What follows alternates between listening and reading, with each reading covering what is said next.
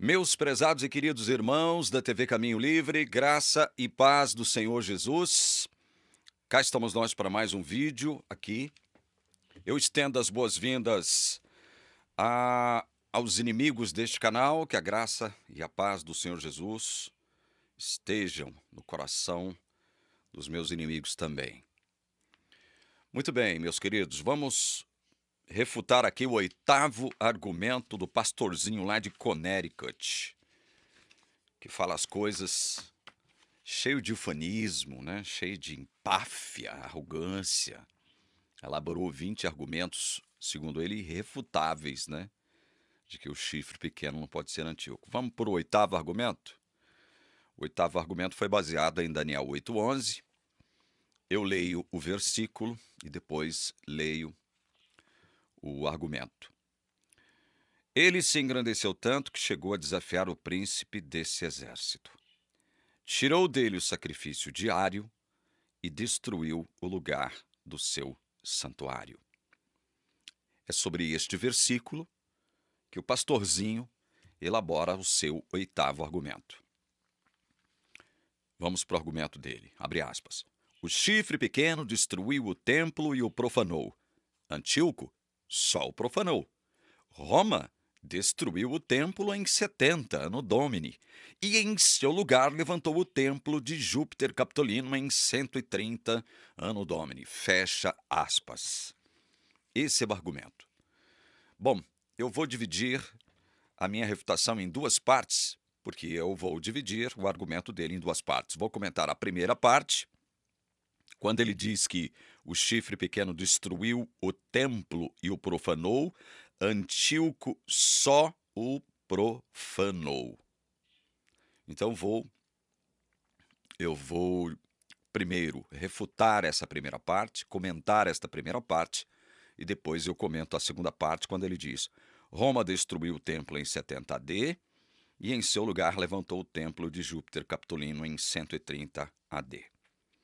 Bom, o versículo 11, que nós lemos de Daniel 8, suscita, no mínimo, uma questão importantíssima.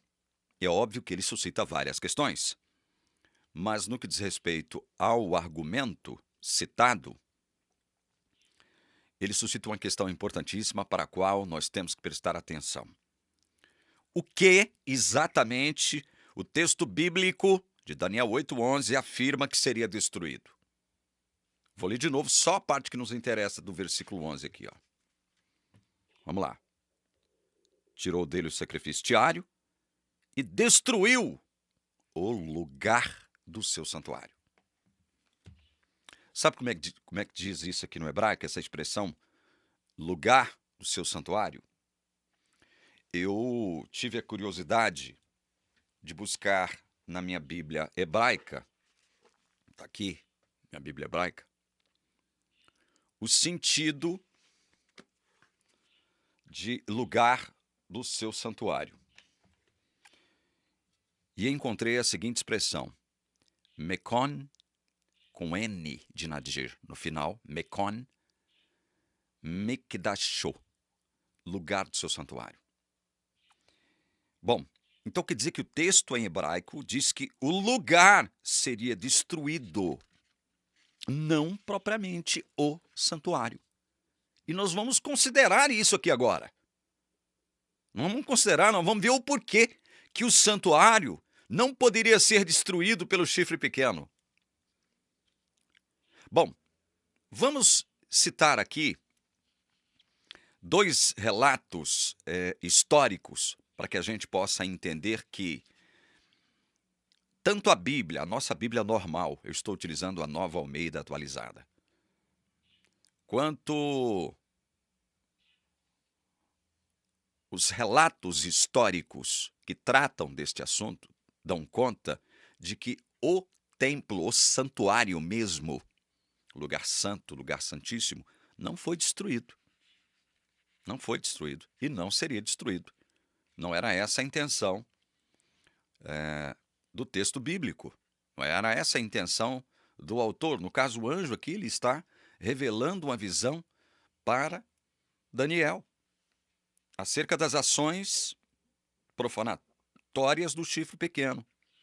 Então nós vamos ver que não era essa nem a intenção da Bíblia, e os relatos históricos que tratam desse assunto dão conta de que realmente não era essa a intenção. Primeiro eu recorro ao livro apócrifo de 1 Macabeus, no capítulo 1, verso 31. Lá diz que Jerusalém seria saqueada, entregue às chamas, casas seriam destruídas, juntamente com suas muralhas. No capítulo 4, verso 38, de 1 Macabeus, diz que Judas Macabeu e seus irmãos contemplaram o santuário desolado, o altar profanado, as portas incendiadas, os arbustos crescendo nos átrios e os aposentos destruídos. Que aposentos serão esses? No tabernáculo, na época da tenda do tabernáculo, não havia esses aposentos. Mas, a partir da construção do santuário, do templo, por Salomão, o templo, propriamente, lugar santo, santíssimo, ele foi cercado por câmaras, salas, aposentos, de tal forma que o edifício todo se tornou um complexo, não é? E Macabeus cita que os aposentos em volta do santuário é que foram destruídos, além das muralhas, muitas casas foram destruídas também, mas o próprio santuário, não. Agora eu recorro a esse cara aqui, ó, Flávio Joséfo, de História dos Hebreus. Eu recorro a Flávio Joséfo agora. Dele eu colho dois testemunhos. Flávio Joséfo, no História dos Hebreus, livro 12º, terceiro parágrafo, página 561, diz que Antíoco mandou queimar os mais belos edifícios de Jerusalém e destruiu suas muralhas. Olha só. O mesmo Flávio Joséfo, na História das Guerras, livro 5º, terceiro parágrafo, página 1318, ele diz, abre aspas para ele, a mortandade foi geral, a cidade foi tomada, saqueada, destruída, o santuário manchado e profanado, o serviço de Deus abandonado durante 3 anos e meio, fecha aspas para Flávio Joséfo. Vocês viram? 2 testemunhos históricos, em 1 Macabeus, depois de Flávio Joséfo. Como vemos, meus irmãos, não era a intenção de Antíoco destruir o próprio templo, já que ele pretendia substituir os serviços regulares do santuário por aquilo que o livro de Daniel chamou de abominação desoladora. Ou seja, a obrigação imposta aos judeus de adorar um Deus estranho dentro do recinto sagrado do santuário. Vocês estão entendendo do porquê que primeiro, não era a intenção do texto dizer que o próprio santuário seria destruído. O lugar foi afetado, né? O lugar onde estava o santuário foi afetado. Muralhas destruídas, aposentos, câmaras destruídas, portas incendiadas, né? Com a supressão do Tamide, né? Ele suprime os sacrifícios diários e erige uma estátua de Zeus no altar de sacrifícios, onde ele sacrifica porcos em homenagem a Zeus olímpico. Isso foi o abominável da desolação. O chifre pequeno era um ente e estabeleceu um outro ente ali dentro do recinto sagrado do santuário, profanando o lugar sagrado do santuário, de onde Deus se manifestava.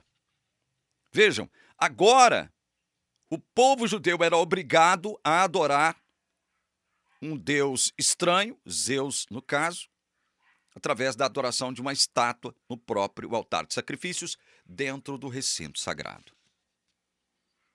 É por isso que Antíoco não tinha intenção de destruir o templo. Ele não tinha intenção. Para poder estabelecer o abominável da desolação, ele tinha que manter o templo em pé, como ele fez. Agora, calma lá. Caso o proponente recuse essa explicação, vou permitir que um eminente teólogo adventista diga a ele qual o verdadeiro sentido da expressão destruir o lugar do seu santuário, na Nova Almeida Atualizada, que é a versão que eu estou utilizando, ou o lugar do seu santuário foi deitado abaixo, da Almeida Revista Atualizada, segunda edição. Vou citar as palavras rápidas e breves de um eminente teólogo adventista. Abre aspas para ele. O deitado abaixo, ou lançado por terra do templo da visão, deveria ser efetuado, isto é, por sua profanação. William Shea, Interpretação Profética, página 67. Está aqui, ó. De onde eu tirei essa citação? Interpretação Profética, livro 1, William Shea, página 67.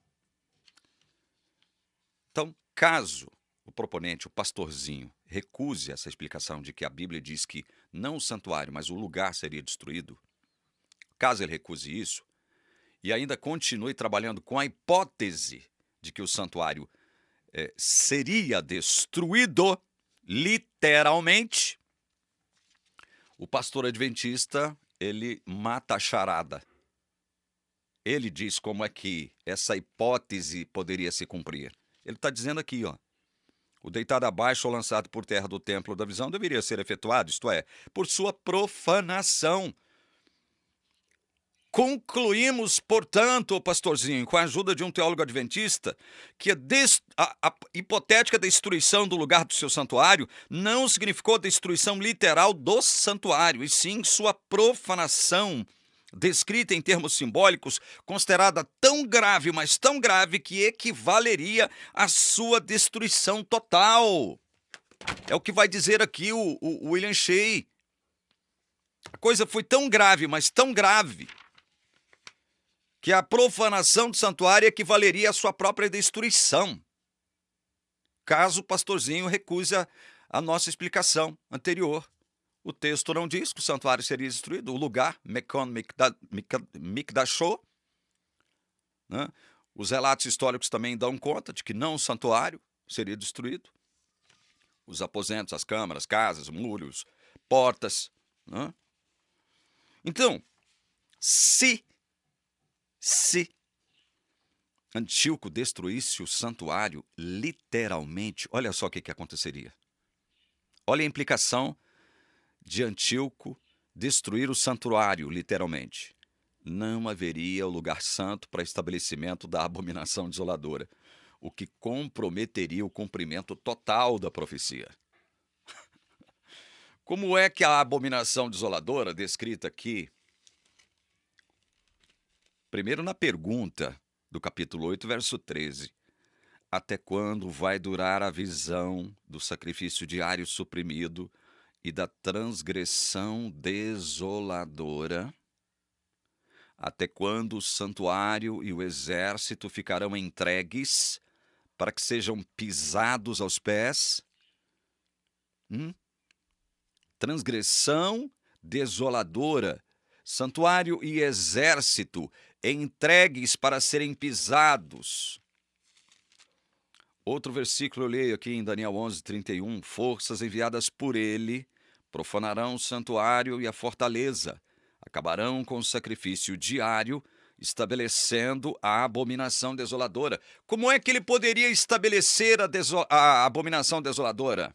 Me responda, pastorzinho. Se ele destruísse, se Antíoco destruísse o templo, verso 11 de Daniel 12, depois do tempo em que o sacrifício diário for tirado e a abominação desoladora for estabelecida, haverá ainda 1290 dias. Como é que ele poderia estabelecer a abominação desoladora se ele destruísse justamente o lugar onde ele estabeleceria a abominação desoladora? A profecia seria cumprida? A profecia se cumpriria? Não, a profecia não se cumpriria. A profecia não se cumpriria. Então, quando você diz no seu argumento, o chifre pequeno destruiu o templo e o profanou, você está equivocado. equivocado. Você emitiu uma afirmação com a qual a Bíblia, e nós mostramos isso aqui, não concorda.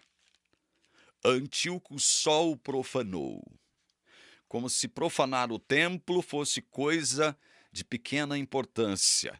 Mas o teólogo, um eminente teólogo da igreja a qual você pertence, está dizendo que a profanação levada a cabo por Antíoco, a profanação do santuário, foi gravíssima. Foi como se tivesse deitado abaixo o próprio santuário. Deitado abaixo o próprio santuário. Com a sua profanação, simbolicamente, segundo esse teólogo aqui, William Shea,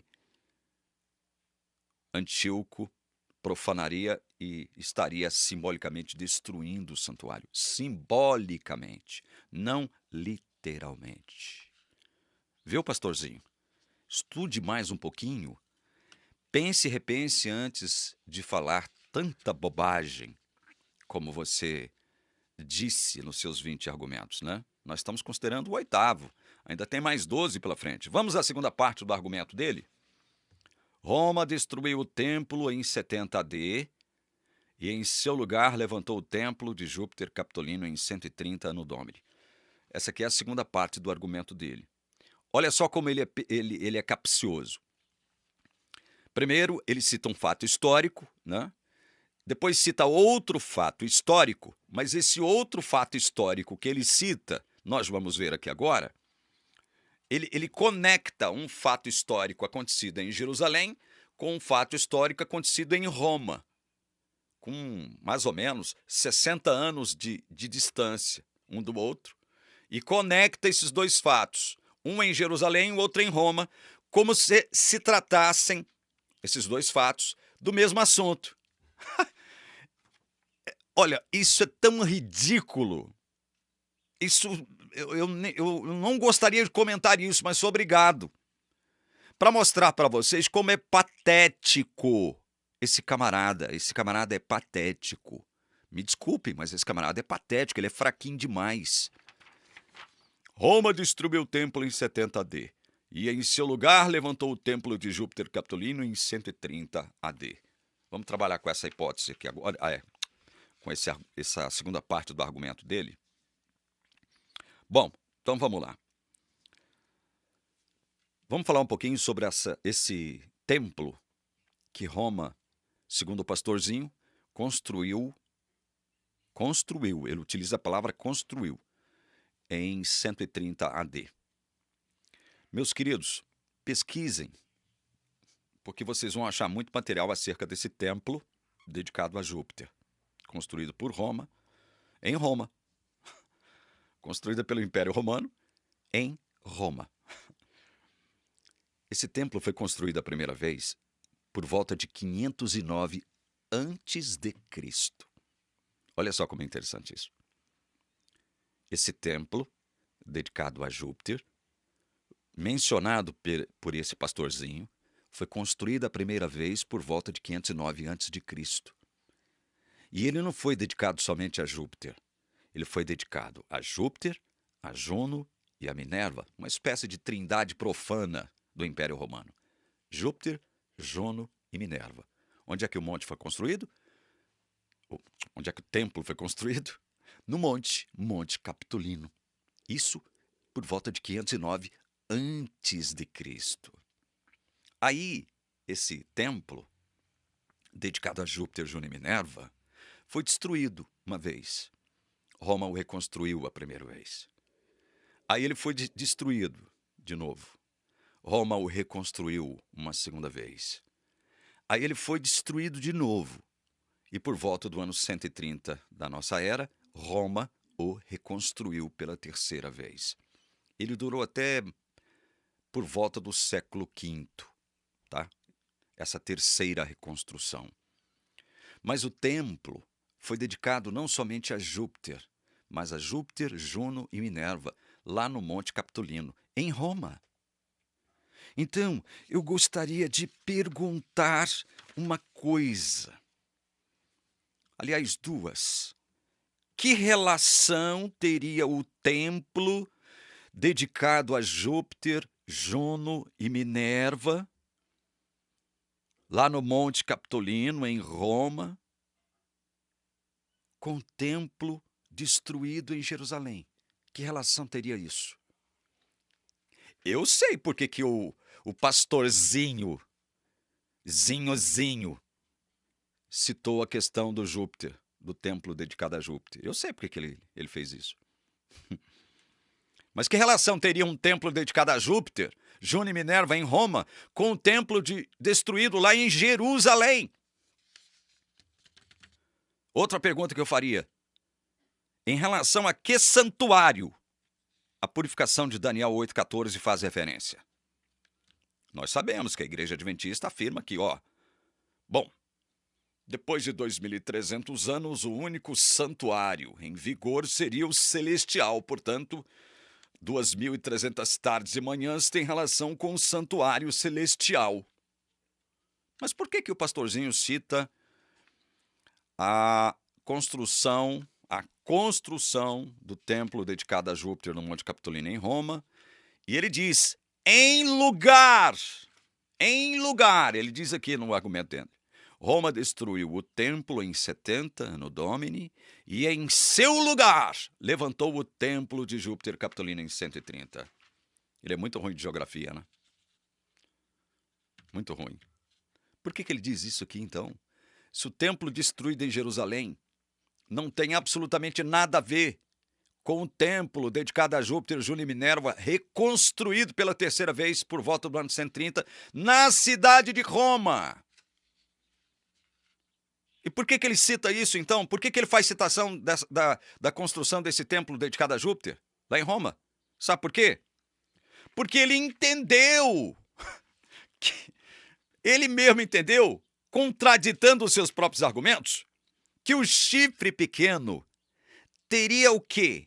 Que estabelecer o abominável da desolação. Mas como para a Igreja Adventista o chifre pequeno é Roma, primeiro pagã, depois papal, e Roma, pagã, destruiu o templo, então ele teria que arrumar uma desculpa, o pastorzinho, arrumar uma desculpa para encaixar aqui o estabelecimento da abominação desoladora.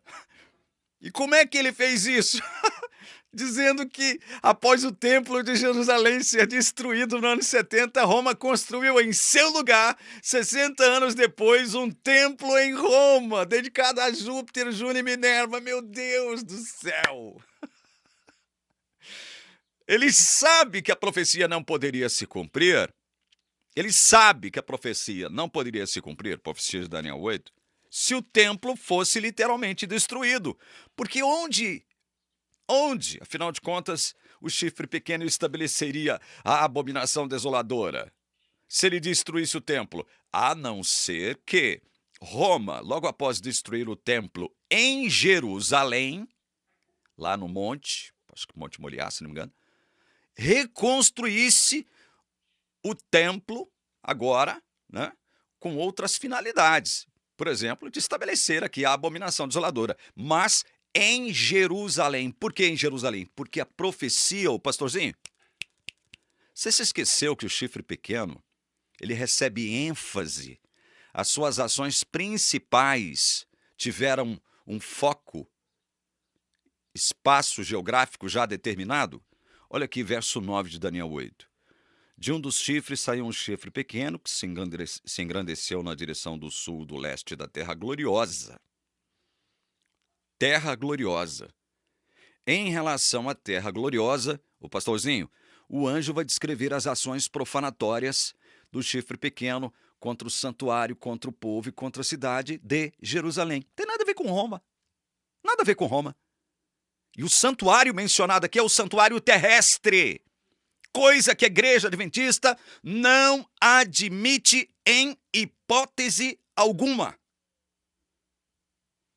Em hipótese alguma. Então, o pastorzinho, percebendo que ele teria que encontrar um lugar onde o seu chifre pequeno pudesse estabelecer a abominação desoladora, é que ele faz essa citação ridícula. Roma destruiu o templo em 70 AD e, em seu lugar, levantou o templo de Júpiter Capitolino em 130 AD. Mas em Roma. Em Roma. 60 anos depois, em Roma. Pelo amor de Deus, meus irmãos.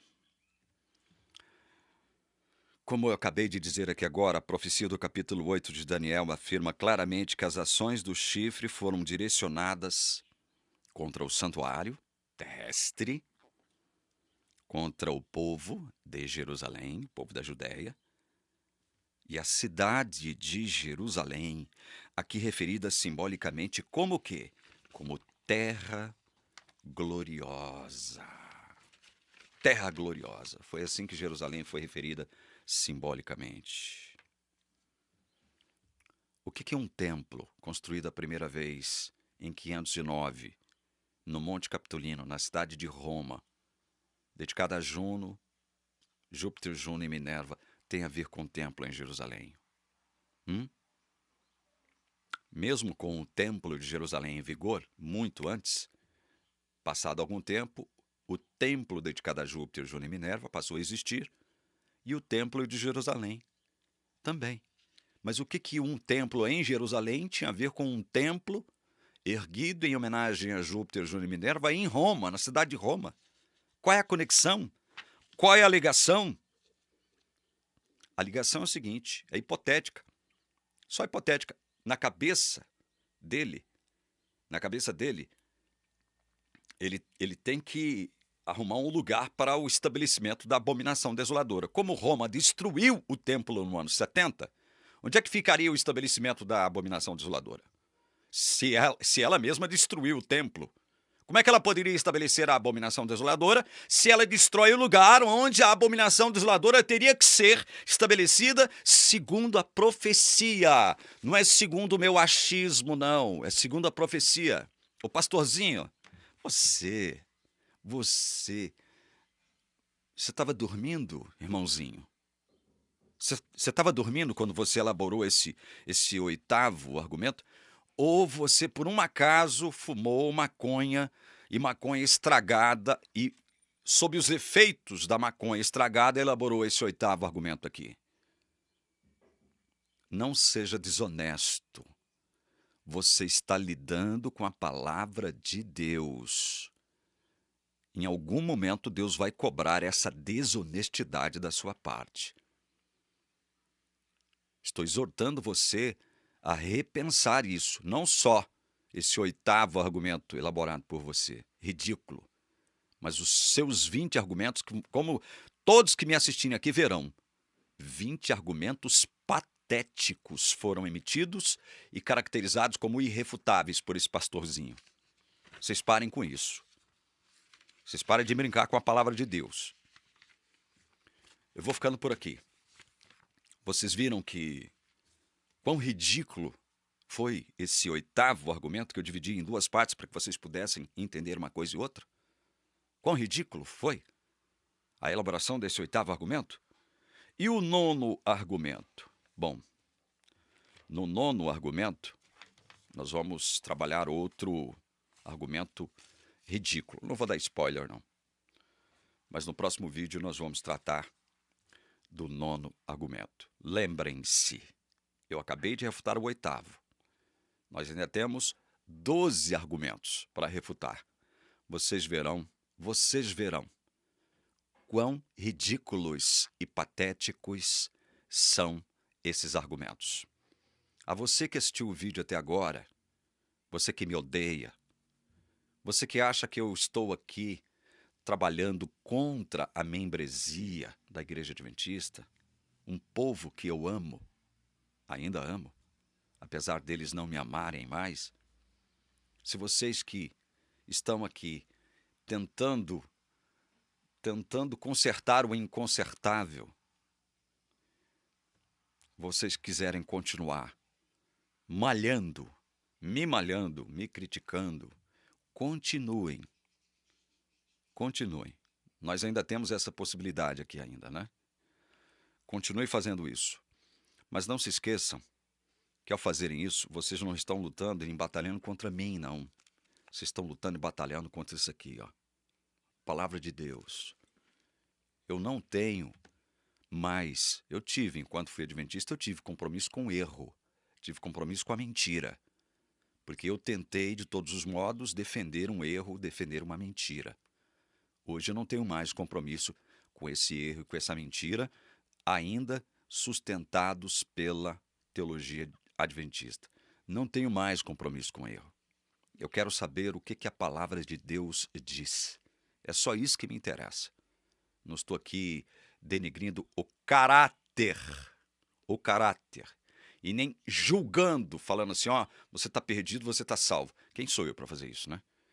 Quem sou eu? Sou nada, né? Agora, mas eu sou obrigado a dizer uma coisa para vocês, viu? Sou obrigado a dizer uma coisa que talvez eu nunca tenha dito aqui.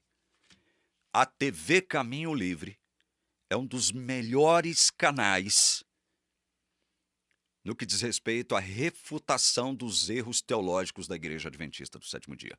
Erros teológicos, não erros comportamentais. A TV Caminho Livre é um dos melhores canais no que diz respeito a refutar os erros da teologia adventista. É um dos melhores. E eu tenho visto alguns canais por aí que trabalham também com a intenção de refutar os variados erros da teologia adventista. São muitos. Eu classifico, sem falsa modéstia, a TV Caminho Livre como um dos melhores canais no que diz respeito à refutação dos erros da teologia adventista. É isso aí. Que Deus abençoe você que chegou até aqui. Você que tem interesse na verdade. Você que tem interesse no que está escrito. E não apenas no que está dito. Por quê? Porque se o que está dito não bater com o está escrito, aí tem alguma coisa errada sim. E você tem que abrir os seus olhos com relação a isso. Deus abençoe você. Em nome de Jesus. Amém.